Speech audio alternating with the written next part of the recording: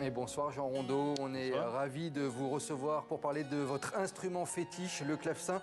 Vous êtes l'un des plus grands clavecinistes français, on dit comme ça, un claveciniste. Alors moi je voulais savoir comment vous êtes tombé amoureux de cet instrument. Tout petit déjà il me semble, vous êtes tombé amoureux du son surtout. Hein. Voilà, ouais, j'ai rencontré le son à travers la radio. Enfin, je crois qu'il y avait la radio qui était dans la voiture des parents et j'ai entendu du clavecin et ça m'a assez vite séduit. Ouais. C'est un son particulier, ce son par rapport par exemple à la sonorité du piano, il est beaucoup plus... Comment vous le définiriez justement? Assez délicat, c'est un son assez intime aussi, c'est-à-dire le volume sonore est assez faible et malgré le fait que c'est un instrument à clavier comme le piano, c'est vrai que la mécanique est très différente et les cordes en fait, du clavecin sont pincées, ce qui donne un son qui va se rapprocher de la guitare ou de la harpe plus que du piano où les cordes sont frappées. Et au niveau du système de notes, les touches, il y a une grande différence avec le piano ou pas? C'est plus difficile à jouer que le piano? Alors, je pense que chaque instrument a ses difficultés, mais en effet, c'est quand même... Ouais, il y a un clavier, donc on a la même appréhension, disons, du geste. On est assis, on joue sur un clavier, mais sinon, il y a quand même beaucoup de différences dans la facture de l'instrument, dans comment il sonne et comment il s'exprime. L'expression aussi est très différente, ouais. Ça s'exprime comment notamment?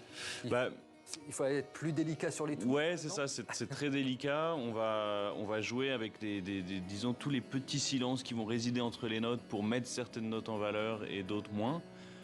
Donc on va jouer, voilà, ça va être quelque chose de très digital. Le piano, on va jouer plus avec le poids du corps. La gravité, disons. On a l'impression que des fois c'est presque comme une rythmique, comme une petite batterie parfois le clavecin. Oui, en fait, l'attaque du son est très précise, ce qui lui donne un côté, percussif, enfin en tout cas, peut-être pas percussif, mais en tout cas assez rythmique, ouais. En tout cas, une clarté, je trouve qu'il y a une clarté dans la diction dans cet instrument.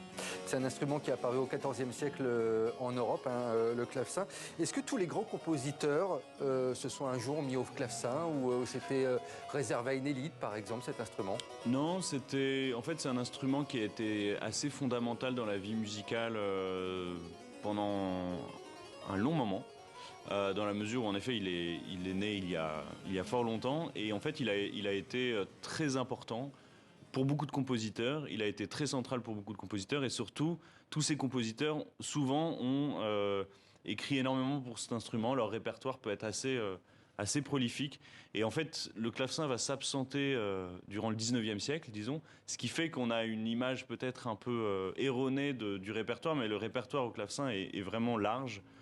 Même plus large que le piano, on pourrait dire. Plus large que le piano. Oui, parce qu'il y a le répertoire au XVIe siècle, XVIIe, XVIIIe et aussi XXe, ce qui fait 4 siècles de musique avec beaucoup de répertoires. On vous voit en train de jouer sur un clavecin, là, sur ces images. Moi, je pensais que c'était très grand, le clavecin comme un orgue, mais en fait, c'est assez petit. C'est plus petit qu'un piano, en tout cas. Alors, en tout cas, c'est plus petit que ce qu'on appelle un piano moderne, piano à queue moderne, dont on a peut-être plus l'habitude. Mais en revanche, il faut juste garder en tête que le clavecin, il a énormément de versions possibles. Il y a beaucoup de modèles très différents.